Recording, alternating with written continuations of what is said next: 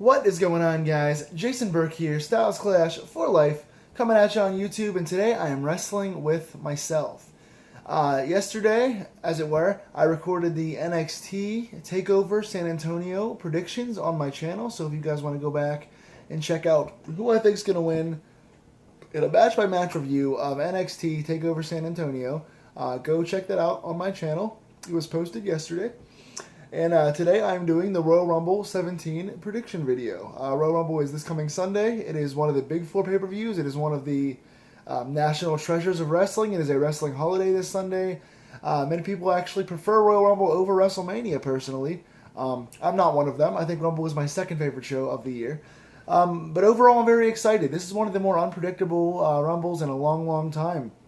Not just in the Rumble match itself, because in the Rumble match itself you have many characters who are considered mainstays, mainstream stars, and it's hard to call because the lineup for WrestleMania is not really set yet. There's been a couple of changes made lately, so it's really hard to tell who's going to win the Rumble match itself. But also, the main events on this show are very hard to call because again we don't know who's facing who at Mania. And so it's hard to predict who's going to walk out with the titles. So normally on cards like this and predictions, I'm like around 6-2 or 7-2, stuff like that. I think I might be having a rough go of this one. This is going to be possibly my most unpredictable predictions video yet, and I think I might not be faring too well come Monday morning when I do the review of this show. But that's good though. I prefer to be wrong and have some actual genuine surprises and not exactly know where things are going. As a wrestling fan these days, with the internet, everyone knows every surprise, everyone knows what's going on. You can book Mania 6 months in advance. Now, this time, you actually have to kind of think it through and all the possibilities. So actually having the unpredictability factor is a plus for me. I'd rather be wrong and enjoy the show and be surprised. So there's 8 matches total on this show, 2 on the pre-show and 6 on the regular show. I think this show is 4 hours. Most of the big four pay-per-views have been 4 hours overall, so I think this starts at 7 o'clock and goes to 11. And again, I will have the results video, the review video, up on Monday as well, so come back and check that out. But I'm going to give you guys a match-by-match rundown and prediction of each match on this card. First pre-show match listed is for the Raw Tag Team titles, Cesaro and Sheamus versus The Club.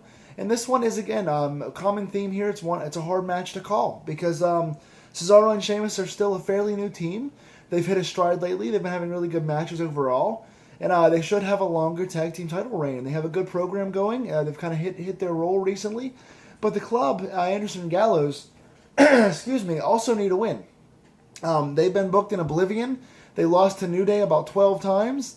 I think they've already lost to Cesaro and Sheamus before. So it's like they need this big win for something to do going forward. They can't keep losing over and over again. They get pushed and they lose. They get pushed and they lose. They earn a title shot and they lose. And just the same repeat storyline over and over again. But Cesaro and Sheamus, like I said, are kind of on a roll, and I just see them winning here. Even though the Club, it makes more sense and Anderson and Gallows need the win more, I think Cesaro and Sheamus somehow win this here, but the Club sort of gets cheated. Some sort of a count-out or a DQ or a schmoz finish. So there could be a WrestleMania rematch or some big tag team turmoil rematch at Mania. I think the Raw tag titles do change hands at WrestleMania in some big multi-man tag match. But I think Cesaro and Sheamus win here, actually, and the Club really continues to get buried. So the match should be good. All the guys can work. Cesaro, of course, is awesome. So should be a good match, but I think Cesaro and Sheamus actually get the win here. Then we have Sasha Banks versus Nia Jax on the pre-show for the Raw brand. Sasha's coming in kayfabe injured from Nia Jax attacking her and attacking her leg. Nia is still the big, strong, powerful heel here, so I think she wins. I think Sasha can get a lot out of Nia. I think they can match up well together. Nia always wrestles well when she has good opponents like Asuka and Bayley, so I think this could be a pretty good match with a good story told selling Sasha's injured leg. But because of the injury and because of the size difference in this first match, I'm going to give Nia Jax the victory here. I think Nia wins by abusing and exploiting Sasha's injured limb. And they're going to have some sort of rematch in the next month. And probably some sort of 3-way or 4-way at WrestleMania for the Raw Women's title. So this storyline does continue. But I think Nia exploits Sasha here and gets the win. On to the main show. There are 6 matches on the main card. We have a SmackDown 6 Ladies Tag Team match. Becky Lynch, Nikki Bella, and Naomi against Alexa Bliss, Mickie James, and Natalya. I think the heels get the win here. This should be okay. Nothing special. Usually, multi-man, multi-woman matches can kind of be a little clusterfucky. I don't know how this is going to go. There's some really good workers in this match, but I think the heels have to win here. I think Alexa's on a roll as heel champion. I think Natty's on a roll as a heel. She's done good work since turning officially again. And of course, Mickie James being her first match back officially on the SmackDown brand as a heel. Her promo on SmackDown was great. She has momentum in her favor. All the heels have stuff going in their favor right now, so I'm going to go with the heels. It's not going to hurt the faces to lose in a tag team match, so I think the heel team wins. Mickie gets the pin, I think, for her team. Then we have a match that I'm very excited for, the Cruiserweight title match. Rich Swann defends against Neville. I love the build for this match. Their first match on 205 Live was absolutely excellent. They are two of the better workers on the entire roster right now. Swann's character hasn't taken off, but his in-ring work is excellent. Neville as a heel has been a show stealer breakout year for him so far. His promos are great. His heel work has been excellent in the ring. These two match up very well. I'm looking forward to this big time. Hopefully it gets like 15 minutes, and hopefully the crowd's actually into it, unlike 205 Live. But I think Neville wins the belt here. I think Neville's the hot guy on the brand. He's the leader. He's the veteran. He's the heel. So I think he goes ahead and becomes the crossbearer of the division. I don't think Swann's reign has been very impressive. I don't think the back is sold on him yet. I don't think the higher-ups care much for Swann as a champion. So I think Neville being the champion and having a bunch of faces chase him going forward. I think Neville feuding with guys chasing like Gallagher, Swann, TJP, Cedric Alexander. I think there's a lot of money in those programs. So I think Neville wins here in a very good match, hopefully that has a lot of time. And Neville gets the win and goes on to a multi-man ladder match. I think the Cruiserweights get the old IC title match treatment at WrestleMania. You get the 6-man or 8-man Cruiserweight ladder match at WrestleMania, which could be a show stealer. So great match here, Neville gets the win. For the Raw Women's title, Charlotte defends against Bayley. Could be a very good match. You have two of the better women's workers. They have good chemistry. They're close friends in real life. They fought before plenty of times in NXT in very good matches. This should be good as well. But Bayley still doesn't have that momentum in her favor. It still feels like Bayley's been a little cheesy lately. She hasn't been as good in the ring as she has in NXT. She is great, but she hasn't lived up to the full potential on the Raw roster. So I don't know how that's going to go. Again, should be a good match, but I don't think Bayley's ready quite yet. I think she's going to win at Mania. I think Bayley or even Sasha again, but I think Bayley gets the win at WrestleMania for the women's title. That's her big crowning underdog moment. So why blow it here in the first match? It's too soon. So I think a good match happens here. Probably not as good as the NXT ones, but still very solid. And I think Charlotte gets the win, leading to a WrestleMania rematch of some sort, whether it's one-on-one or the 3-way or 4-way with Sasha involved. But I think, again, it's too early for Bayley to win the title here, so Charlotte retains. And keeps her pay-per-view streak going as well. Charlotte being undefeated on pay-per-views also plays a factor into her finally losing at WrestleMania at the big one. Ending that 17 or 18 pay-per-view win streak is a big deal as well. Then we have our 3 main events, which are very hard to call. These last 3 are nearly impossible to call because of all the combinations and all the rumors of matches for WrestleMania and who's going to win what. So these last 3 are incredibly tough to call. I could be 0-3 in these, who knows. For the SmackDown World title, we have AJ Styles defending against John Cena. This match could easily be the best one on the card. Sans Rumble with the surprises, I think this is the best match on the card. They fought twice before in singles matches, and both have been amazing match of the year candidates, including one of my 2 or 3 favorite matches of the entire last year at SummerSlam.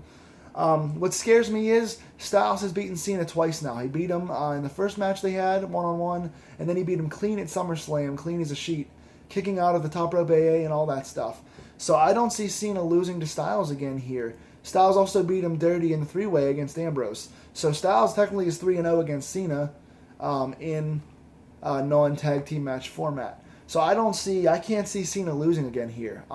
It makes more sense to have Cena win the belt at WrestleMania, but the rumors are that Cena won't be facing a champion at Mania. He also won't be facing Taker. There's been rumors of Cena Taker, rumors of Cena against Joe. I can't see those for the belt. Also, it's rumored now that Styles is taking on Shane McMahon.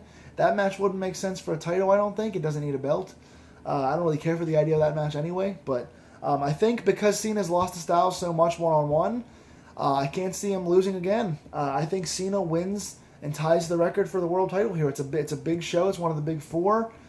Cena's been losing a lot recently. I can't see him losing here. I think Cena wins and ties Flair's record here at the Rumble, giving Cena some big title match at Mania. And the idea is, can he win the big one at Mania and keep it? As much as Styles should win here and go into Mania as one of the main eventers with one of the world championships, I think they're going to make the wrong decision, put it on Cena here, in my opinion.